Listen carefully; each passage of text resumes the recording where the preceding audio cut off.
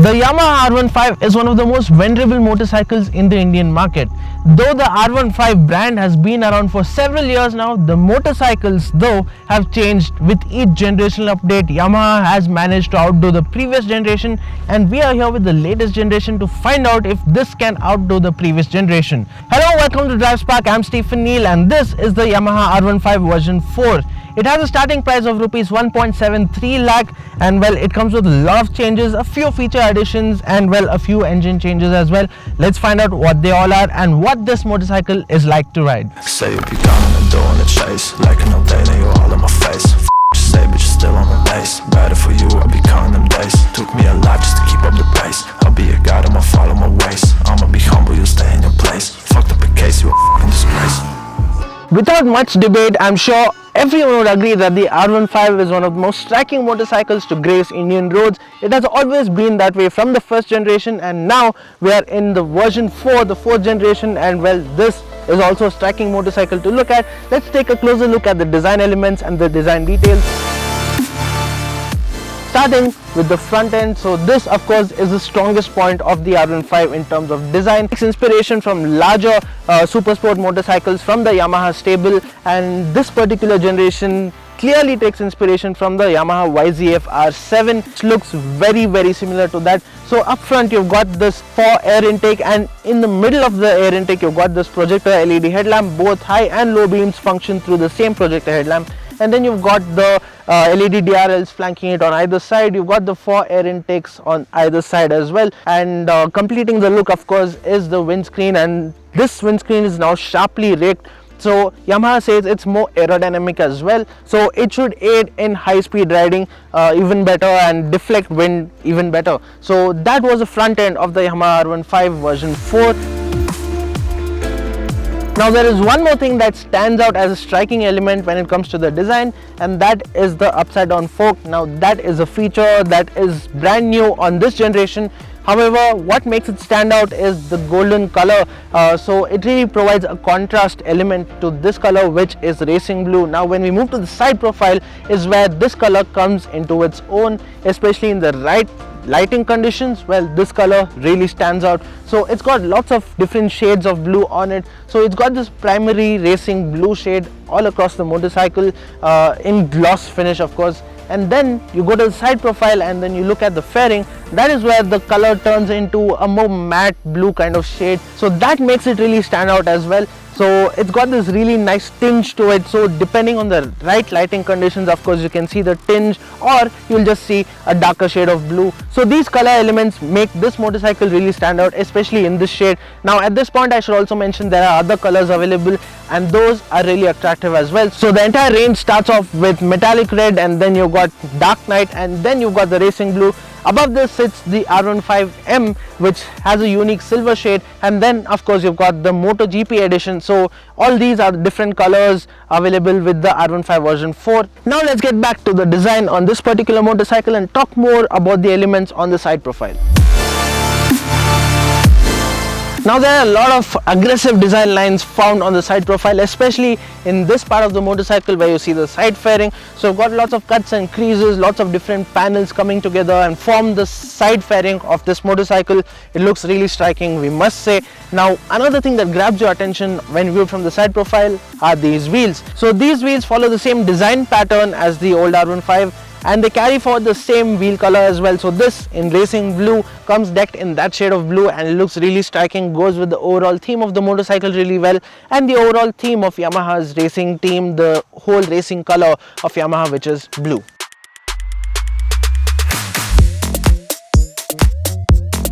And then you've got this beautifully sculpted fuel tank that looks brilliant. You've got these knee races to tuck your knee in, and also you can tuck your arms in when you're in the fully crouched racing position. So when you're clocking the top speed runs, you've got the perfect riding position.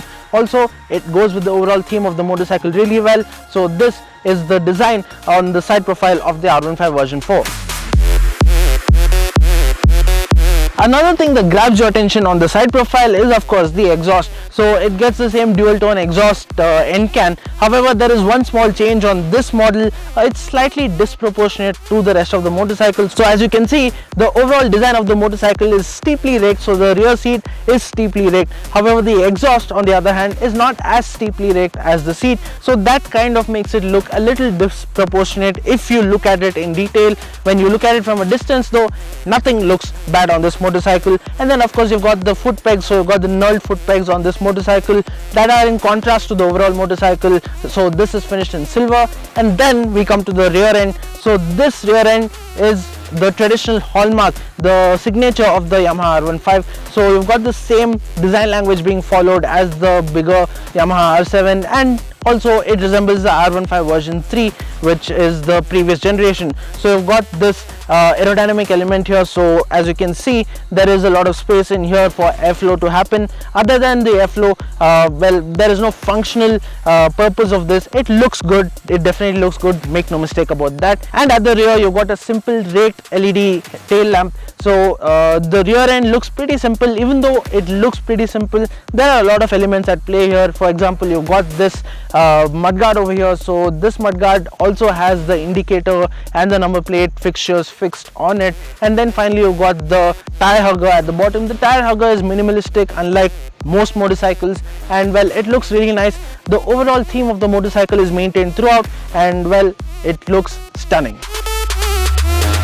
Now it's time to talk about the features of the Yamaha R15 version 4, and as it turns out there are quite a few. So let's start off with the LCD instrument cluster. So you've got an LCD instrumentation, LCD display that is bigger than the one on the version 3. The version 3 had a slimmer version. This one is slightly more thicker, wider, and that gives you more information, access to more information in fact. So what that has allowed Yamaha to do is fit in more information into the screen. So you've got your standard information being displayed, like the tachometer, you've got the trip meters, odometer, speedometer, gear position indicator, etc. Along with that, you've got a few other indicators. So you've got the indicator for the quick shifters. So this motorcycle comes with an up quick shifter, so you can do a clutchless upshift, and the indication for that pops up on the instrument cluster. Also, you've got the indication for the VVA when the variable valve actuation is actually engaged and the motorcycle is producing its peak power. And then of course you've got a few other indicators, like this motorcycle is capable of connecting with your smartphone.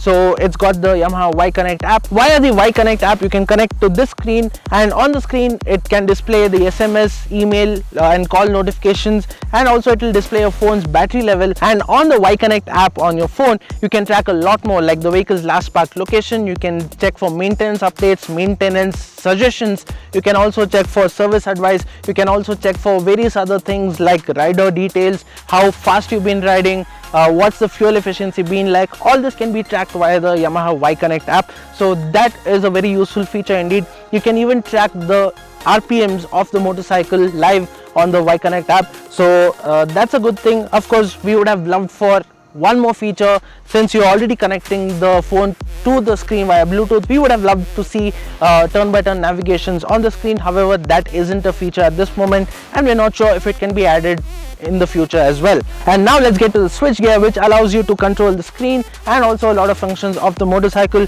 So the switch gear is brand new for this version, the R15 version 4, and there's a lot of new switch gear. So you've got the start, stop and run switch gear on this side. So instead of just having the kill switch, so you can even start the motorcycle using the same switch. And then you've got the hazard switch, and then you've got at the bottom a toggle switch for the trip meters and to switch between riding modes, between street and track modes. And on the left side you've got your standard switch gear. You've got the headlamp, high beam, low beam, pass switch and the indicator, as well as the horn switch. So that wraps up the switch gear part of the Yamaha R15 version 4. So as we mentioned in the video earlier, this motorcycle is equipped with a bifunctional LED projector headlamp up front. You also got LED DRLs. At the rear you've got an LED tail lamp. However, what is not LED are those indicators. So up front and at the rear you've got halogen powered indicators, and at this price point in 2022 for this motorcycle, especially the target audience that this motorcycle is targeted at, well, we would have loved to see LED indicators. So probably in the upcoming update we would really urge Yamaha to provide LED indicators on the R15 version 4. Right from generation 1 of the Yamaha R15, the engine has always been the strong point of this motorcycle, and it is the same story with the version 4 as well. This 155cc unit is a masterpiece. So let's run through the specs a bit before we get to riding the motorcycle. So as I said earlier, it's a 155cc single cylinder engine. It is liquid cooled, it's got variable valve actuation, and well, it's packed with technology. You've got also traction control, you've got a slipper clutch, a 6-speed gearbox. So as you can see, Yamaha has done their best when it comes to the drivetrain, when it comes to the engine. It puts out 18 bhp at 10,000 rpm, which is 0.4 bhp lower than version 3.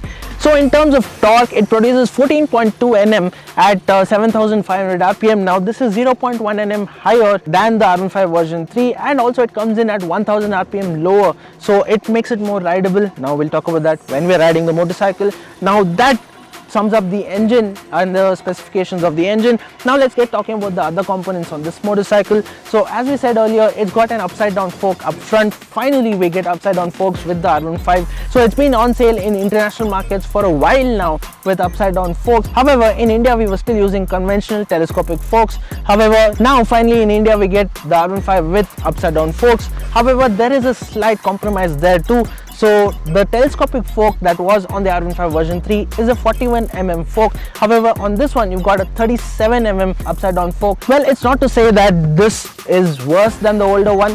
However, even though it is a slimmer unit, since it is an upside down fork, it will have more rigidity, and that will translate to better handling, as you will see later in the video. And at the rear you've got a monoshock, so that pretty much sums up the suspension. In terms of brakes, you've got a 282mm disc brake up front, and at the rear you've got a 220mm disc brake, and well, both are from Vibrate, and you've got dual channel ABS as standard. Now finally coming down to the tires, you've got MRF tires both at the front and the rear.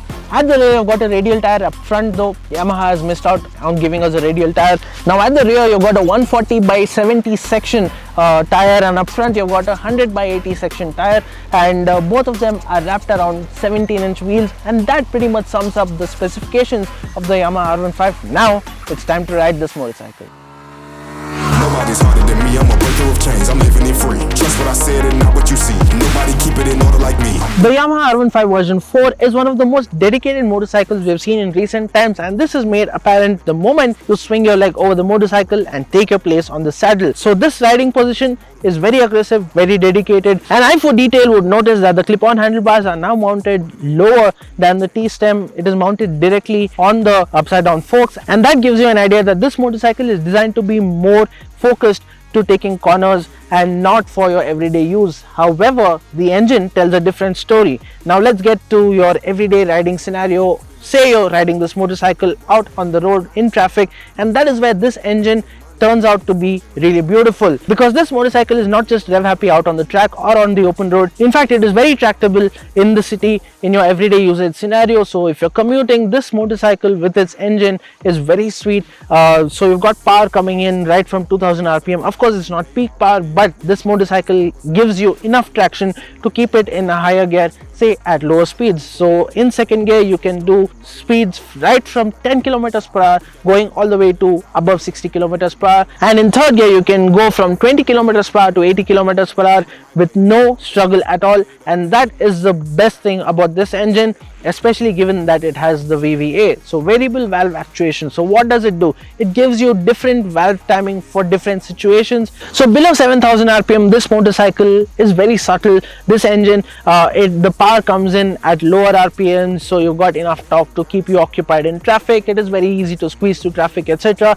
After 7,000 rpm you see an indication on the instrumentation, and VVA has just kicked in, and well, this motorcycle accelerates, and there is more power coming in at higher rpms, and this motorcycle becomes super rev happy, especially above 7,000 rpm. Now keep in mind that the peak torque comes in at 7,500 rpm and the peak power comes in at 10,000 rpm. So you keep the motorcycle between these figures, between these rpms, and well, it is going to make for a super engaging ride. Now that brings us to the super engaging cornering experience on this motorcycle as well. So as we mentioned earlier, now it gets an upside down fork up front, and also the subframe has been strengthened even more on this version, version 4, and that allows for a more rigid chassis and suspension combination, and that gives you the best riding experience, the best handling experience you could ask for in this price segment. And well, corners are flowing, it's easy to take the corner, you get perfect feedback from the front end, you know what the motorcycle is up to at all times, and you can take corners at any speed at comfort. So this combination of chassis and suspension gives you the confidence to carry enough speed through corners. Sometimes you might even surprise yourself if you push yourself a little on this motorcycle. That's how good this entire setup is. So that brings us to the end of the ride experience at high speeds. Now finally, it's time we talk about the brakes, because braking has always been one of the strong points of the Yamaha R15, and on the version 4 the brakes definitely do not disappoint. The brakes are adequate, they perform very well, the bite is good, and the progression is great as well. So you do not feel the lack of braking prowess on this motorcycle. However, you do feel the lack of initial bite in some situations, and that can be traced down to the tire. So this motorcycle does not get a radial tire up front, which is a huge miss from Yamaha, because of which this motorcycle suffers slightly, and you will find often that the ABS is kicking in a little earlier than you would expect it to, and that always boils down to the tire. If it had a radial tire up front, a slightly grippier tire, braking too would have been perfect on this motorcycle, and it would have made for a perfect riding experience. At the beginning of the video, I had mentioned that the R15 is one of the most venerable motorcycles in the Indian market. Now, the V4, with its super stylish design, masterpiece of an engine and an overall likable character, is a brilliant motorcycle and stays true to the R15 genes, the R15 legacy. That's it from us for now. Do let us know in the comment section what you thought of this motorcycle, and if you have any queries or doubts regarding this motorcycle, do let us know as well, and we will make sure to answer them for you. Thank you for watching. I'm Stephen Neal signing off for DriveSpark. Stay safe and ride safe.